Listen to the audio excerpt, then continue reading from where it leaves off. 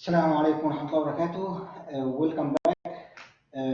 We are back here for the DLD course, lecture number 17, part 2. We finished part 1 in the previous recording, and now we want to continue in our solution for the combinational logic circuit design. I just want to emphasize or to indicate to you to shed some light on again, the steps that you have to follow in the design. You have to identify inputs and outputs and verify they are in binary, and then through them you can start building the truth table, the TT, between the inputs and the outputs. Okay, this is step number 2. Once you finish this step successfully, this is actually the most challenging part. Everything will come after that is very simple. It's piece of cake. It's actually kind of a repetition and revision of what we have already done in chapter 3 and chapter 2. Okay, so from now on, you have a ready-made TT that you can work on. The next step in the design is to build the K-map for each of the outputs, okay, given the input. Successful mapping between the TT to the K-map is needed here in order to successfully get the map correct. And then you can drive the efficient, smallest functions or equations from the K-maps, and later on you can go into, so you can, from the K-map, you can get the equations, from the equations you can draw the circuit. So let us continue in our design problem, and now we want to fill in the K-map for the first output L in our problem, as we agree that this is the light bulb. So here I want for you to fill in row by row. You can draw here kind of a virtual lines, okay, that shows you where is the start and the stop point for the different rows to make it easier for you to map between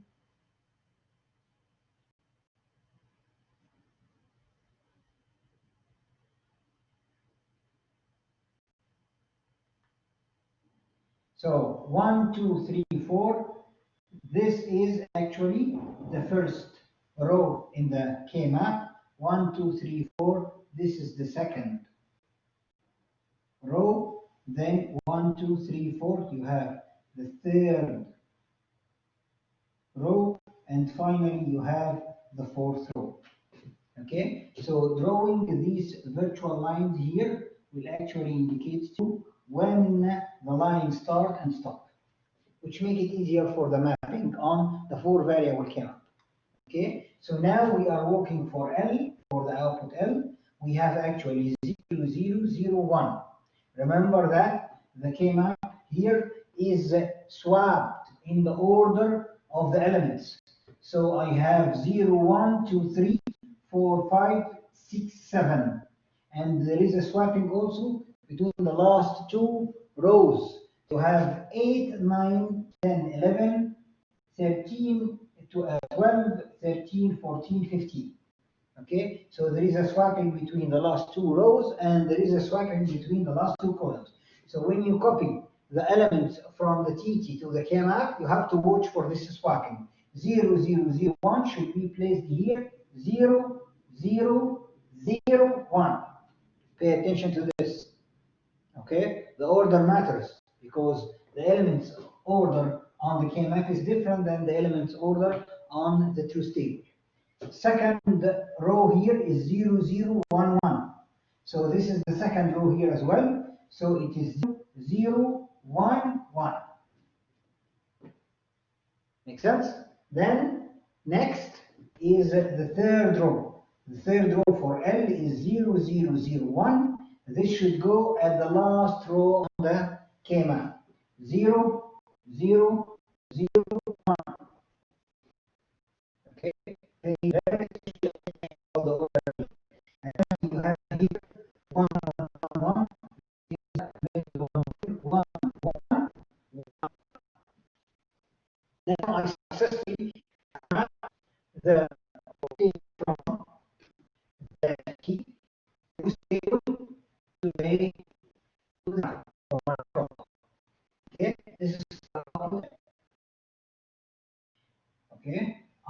to do the same thing for the other output. So now, since we have limited space here, so I will just remove the block diagram that we have shown in the beginning of the solution, okay, to use this space more efficiently, okay.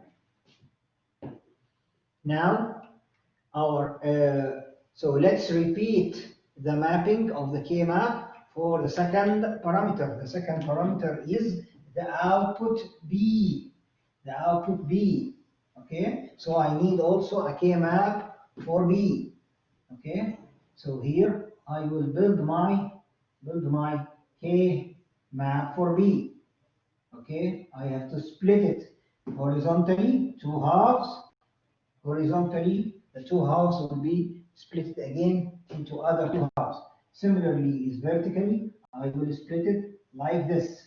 Okay, I have to watch for the order of parameters. The first one here is actually the most significant one, which is, so I have here C3 bar, C3. Opposite to C3 is the second one here, C2, C2 bar, C2 bar. Pay special attention to those details, okay? And the final, you may lose the 10 marks out of the 45 due to an error in this. So you have to pay special attention to the order of the parameters. Okay, there is a special order that should be followed. Okay. Second, then so I have C3, C2 in the opposite. Above, I have to have C1. So this is actually C1 bar, C1, and finally I have the least significant parameter. This is C0, C0 bar, C0 bar. Okay. So now after successful drawing the K-map for B, I have to map it. Again here, 0, 0, 0, 1, 0, 0, 0, 1. Then the second row is 0, 1, 1, 1, 0, 1, 1, 1. Then the second row or the third row is 0, 1, 1, 1. This is the last one here. 0, 1, 1, 1. Finally, I have all ones here, which is the middle one right there. Okay? If I can get the K-maps done for me, I finish step number 3. Step number 4 is to get the equations. How to get the equations? By minimizing using the K-map. The question that we have did not specify whether it needs there is no restriction, whether you need an SOP or POS, 2-level NAND or 2-level NOR. Nothing is mentioned. So it is the freedom for you to pick whatever you want. You either gather the ones or gather for the zeros.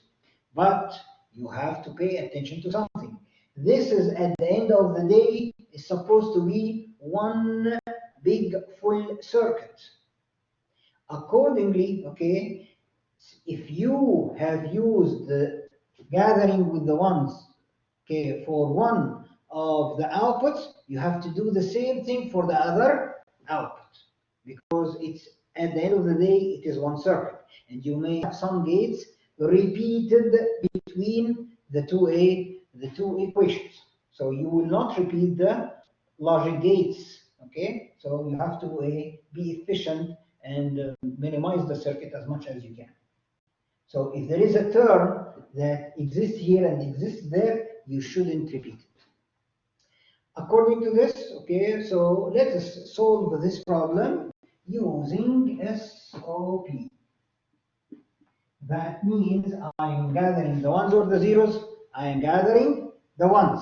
Okay, so I need to visit each and every one on the K-map for each and every output to first discover the prime implicant contours by going into the 4 polar directions, up, down, left, and right, trying to discover all prime implicants of the problem. Okay, after discovering them, so I can get their equations and classify them to essential, non-essential, and take the essential, take from non-essential for what is the ones that are not covered, so you can get the minimum equation for each of your outputs. So let's demonstrate that in the example here. So here I want to get the prime implicant in my schema. So first, let's discover the prime implicants for the ones here. Which one do you have to start with? Actually, basically, you can start by anyone. We will visit all of them anyway. However, it is highly recommended from my experience that you start with the ones that are surrounded with the largest number of zeros.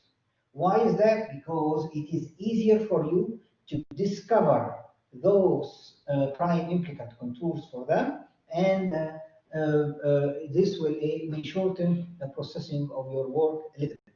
So accordingly, I will start with this one. Okay. Can I go up? No, because I have 0. Can I go down? No, because I have 0. Can I go to the right? Yes.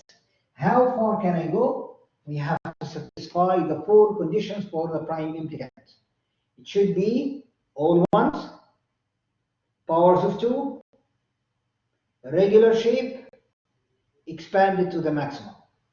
So if I take this one, I cannot take 2 elements there, because actually it can be expanded further. So if I take the contour like this with all of the 4 ones here, I satisfy all conditions. Okay, 4 cells means it's powers of 2.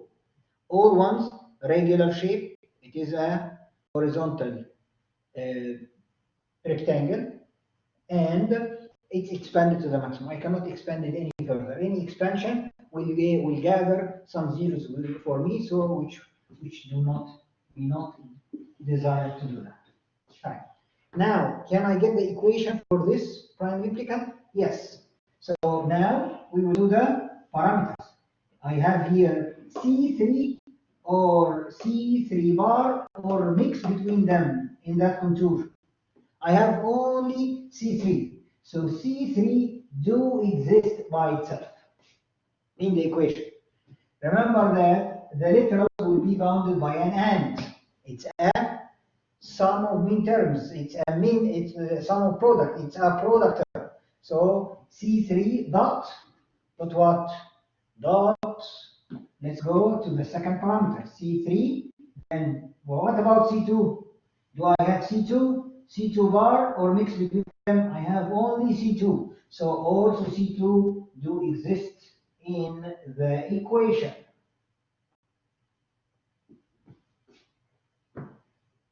Now, go to C1, the equation for this. Do I have C1 or C1 bar or mix between them? I have both C1 and C1 bar. So that's why C1 is cancelled. So it's actually represented as 1. There is no need to put this one, because anything ended with 1 is actually will not affect the equation. So no need to put the 1. Okay. So C1 is cancelled from the equation. Then the last parameter I have to check is C0. Do I have C0, C0 bar, or both of them in that contour? I have both C0 and C0 bar. Accordingly, also C0 is cancelled with its bar. So the term is simply C3, C2. So going back to the exact same cell. Did you discover all prime implicant contours for the cell? The answer is yes. We go left and right. We cannot go up and down. So this cell is done. Then I have to go to the next cell. This cell. Okay? So this cell. Can I go up or down? The answer is no. Can I go left and right? The answer is yes. And if I go left and right, I actually end up of the same exact contour that we already discovered. No other contour can be discovered for that cell, okay, anymore. Accordingly, this cell is done. Now, Go to another cell, any cell you pick. We will visit all the ones anyway. So the order does not matter. So let's pick this one. Can I go to the left or right? The answer is no, because I'm surrounded with zeros. Accordingly, I can only go down or up. Okay? Can I go down? How far I can go down? Similar to this, I have to go and pick me 4 cells together. Here is a contour. Okay? Can we write an equation for that contour? Okay. Now examining the parameters. C3 bar C3. So that means C3 is cancelled, represented as 1 dot. We don't have to put it. Okay? Now, what about C2? The exact same thing. Okay, I have C2 and C2 bars. With the C2 also cancelled. Then C1, I have C1 alone or C1 bar or the mix between them. I have only C1. So C1 is represented in the top. Next, C0. Do I have C0 bar, or both of them?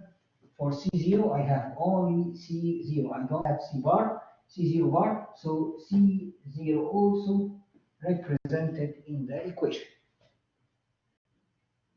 Agree? Make sense? So, done with this cell. Can I go left, right, up, down? We already done. No other contour I can discover for this one. Then go to the next one. Which one to pick? Let's pick this one. Can I go left or right? No, I have zeros. Can I go up and down? We already did. So all contours have also discovered for this cell. Okay? Then let's pick this one. Okay? Can I go up? No, because I have a 0. Can I go down? Yes, I can take 2 cells together. However, taking those 2 cells, does this satisfy the 4 conditions? The answer is no, because I can expand the contour further. We have 4 conditions for the contour, okay? So, after taking those 2, can I go to the right? The answer is no, because this is 0. I cannot merge this cell with me. So I have to take, can I go to the left? The answer is yes. Where is the contour? Here is the contour. Okay? So this contour satisfies all the 4 conditions. Can I get the equation for the contour? Same procedure. C3 bar, C3 both do exist in the contour. Accordingly, C3 is cancelled. Now let's examine C2. C only exists, no C2 bar in that contour, so C2 do exist. Then C1, do I have here C1, C1 bar or both? I have only C1, so C1 do exist. Finally, C0, you have C0, C0 bar or both of them? You have both C0 and C0 bar. C0 is cancelled. Okay? Done with this. Can I go up, down, left and right? We already discovered all contours for that cell. Now, let's go to the next, this one. Can I go down? No. Can I go up? Yes, but I will end up of the same contour. Can I go left or right? Yes, but I end up of a previously discovered contour. So there is no other contours that I can for this one. So this one is done. Visiting this one also, up, down, we discovered. Left, right, we discovered. We cannot go to the left because this is 0. We already went to the right. So this is also done. This cell, the same thing. Up, down, discovered. Right, left, discovered. And we go into all directions. When we visit all the ones on the K-map, that means we discover all prime implicant contours. Then comes the second stage, the second step. In the second step, I have to classify those prime implicant contours to essential and non-essential. Is the first one essential? Let's go and check. This contour, is it essential? Yes, it is essential. Why it is essential? Because I have two cells here. If I miss the contour, I will miss those two cells. Those two cells not discover or not exist in any other contour. So accordingly, the contour is essential. Okay? And this contour is actually covering those ones. I want the coverage.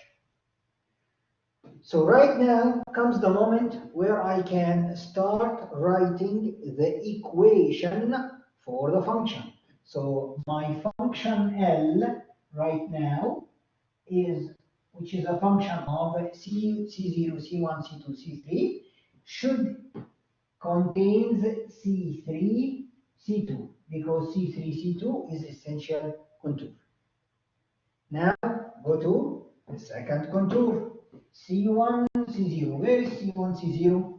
This is the vertical one. Is this essential? Let's go and review. I have this cell not exist anywhere. This cell also not exist anywhere. So accordingly, this is an essential prime implicant contour. Now that means the equation for L should contain C0, C1. Now go to the next contour or next prime implicant.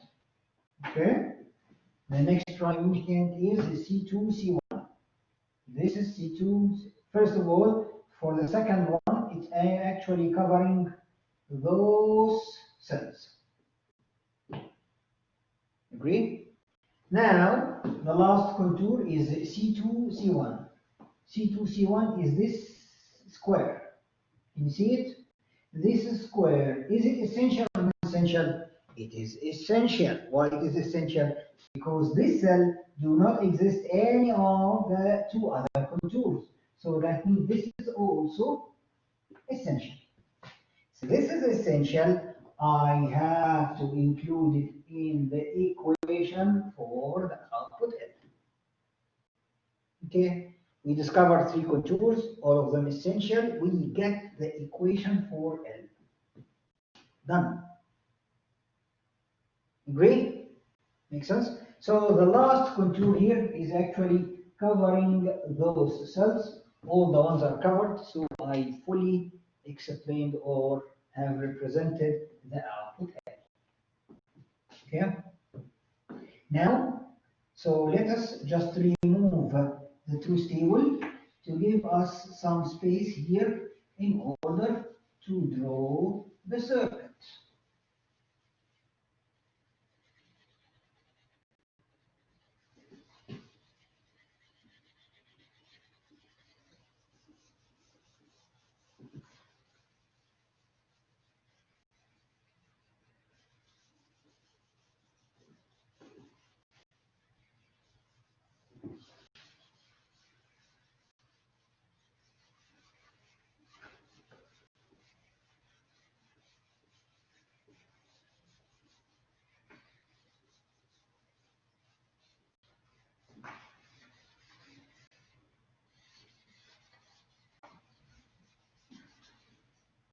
Now, okay, we can repeat the exact same steps for the other output, which is called B. Okay, again, we can for B to get the equation or the prime implicant contours for B. Okay, so now let's discover the prime implicant contours. Okay, now so we will repeat the exact same steps for the K-map of B. Let's try with this first, the exact same cell. Okay, can I go up or down? No. So the contour, the first contour here is very similar to the first contour there. So we have also here contour C3, C2.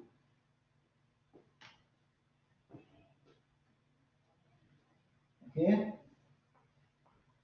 Now, next, again, if I visited this cell, which is similar to this, I find that I cannot go left or right, so I have to go up and down, which will end up of the exact same contour, second contour that we get here. So also here for B we have C1, C0.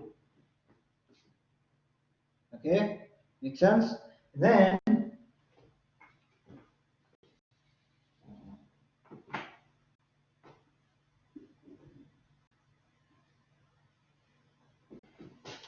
okay, then and we actually done with this one. We actually done with this one.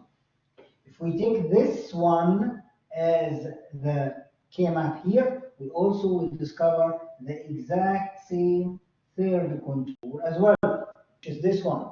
We already get its equation, which is C2, C1. Okay, make sense?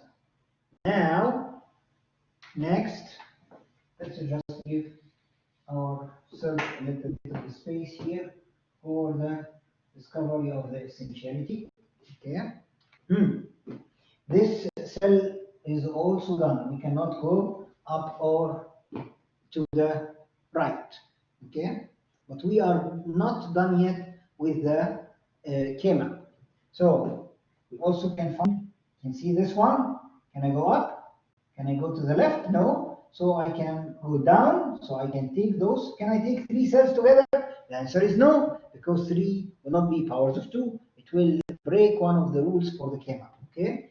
So the only contour for this is actually this rectangle, which is actually taking four of those cells together. Okay, another new contour here not exist there. So what's the equation for that contour? We can simply find that C3 bar C3, so C3 is cancelled, while C2 do exist. Huh? For this one, C2 do exist, C1 is cancelled, C0 do exist. I have C2, C0. Can I discover any other contour for this one? Up, no. Left, no. Went down and right. So this is done.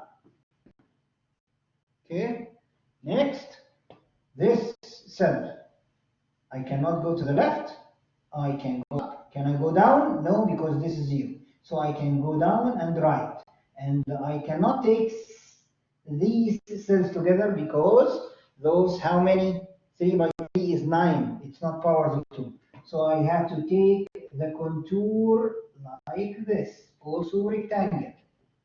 Okay, so this rectangle contains 4 cells and satisfy all the conditions. C3, C3 and C0. Done with this cell. Okay, then go to this cell. Okay, I cannot go down because this is 0. I can go up. I cannot go to the right because this is 0. So I can go up and I can go to the left. So I end up of this final rectangle, okay, which contains the 4 cells, okay, and the equation for this is actually C3. This one is C3, C2 cancelled, C1 do exist, C0 cancelled. And I'm done with this cell as well. If you also visited those shared cells, this one is done, this one is done, this one is done, this one is done. There is no other contours that I can find to any of those cells. Now, I have to do the essentiality. Essentiality. Is the first essential? Yes, this is essential. Why it is essential? It has this cell do not exist anywhere else. This is essential.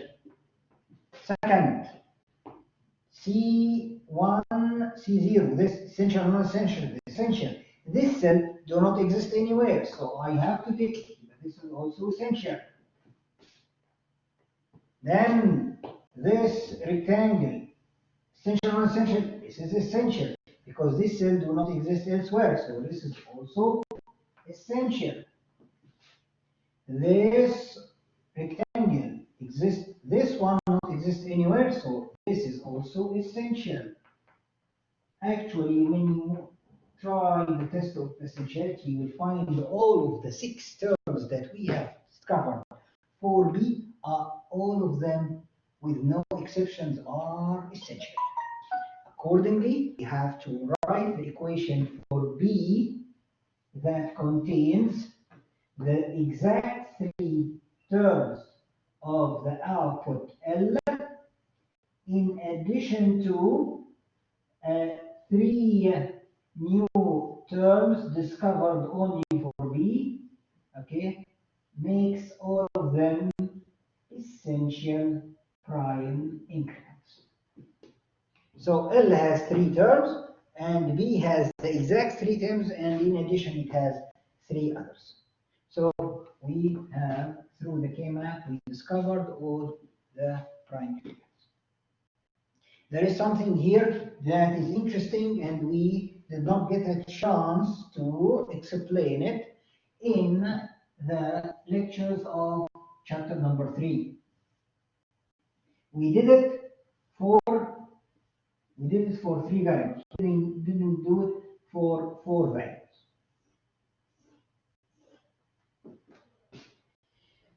In order to verify your work while you are minimizing using K-map, you can review the number of cells, the relationship between the number of cells and the number of variables per equation. So here is the number of cells, here is the number of variables or in the equation. If the contour contains only one cell, how many variables you should see? The K-map is 4 variables, so you have to see all the 4 variables. Okay? However, if you group together 2 cells of ones or of zeros, whatever, okay? So if you group 2 zeros together, this will automatically reduce the number of variables from 4 to 3. Okay? In our case here, luckily for this example, all the prime implicant that we have discovered have 4 cells. Okay, and this reduces the number of variables to 2. Go and examine all the equations that we derive, that we already got. All of them has 2 parameters. Okay. If I'm lucky enough and I have 8 cells to be grouped together in the 4 variable K-maps, okay, that means I'm reducing the number of variables to 1. Okay, in the extreme case, if all the cells of the K-maps are all ones, that means I can group all of them in just one term, and this term will have 16 cells and have 0 number of variables. This is a very special function called the unity function, the function that has all the ones. In this case, I have to cancel all of the parameters. Okay, C3, C2, C1, C0 will all be cancelled, which makes me end up with 0 variables. This table is just for guidance to guide you through your work to make sure that you have done a great job. Okay, since we get the equations, so the final step here is to draw the circuit. And we can draw the circuit as a standard way. However, since we don't need any of the complements on the equations for the terms here, so we will just draw the circuit without the vertical wires as we learned before. However, you have to remember that those terms are repeated. So now comes the moment of implementation. How do you want to implement that? We have drawn the equations as SOP. So I have sum of product. Okay? So I can either implement the equations as I draw them, like that, or if the question but in particularly ordered me to use the two-level NAND. I can do it right now because I have SOP. This is automatically is converted to two-level NAND. Each of those gates will be implemented as an AND, which actually we did it, and let us do it again here. So if I need L to be two-level NAND, so L equals to C3, C2, or C1, C0, or C2, C1, put two bars, break there, so you will end up of C3, C2 bar, dot, no need for the dot, or anyway, C1, C0 bar, dot, C2, C1 bar, I break the inner, and I leave the outer, so I have here a NAND, a NAND, a NAND, and a very big NAND that gather all of them. So accordingly, so I can draw the circuit as follows. So I have here an NAND gate, 2, 3, 3 NAND gates. The first NAND gate is between C3 and C2. The second one is between C1, C0. The third one is C2, C1.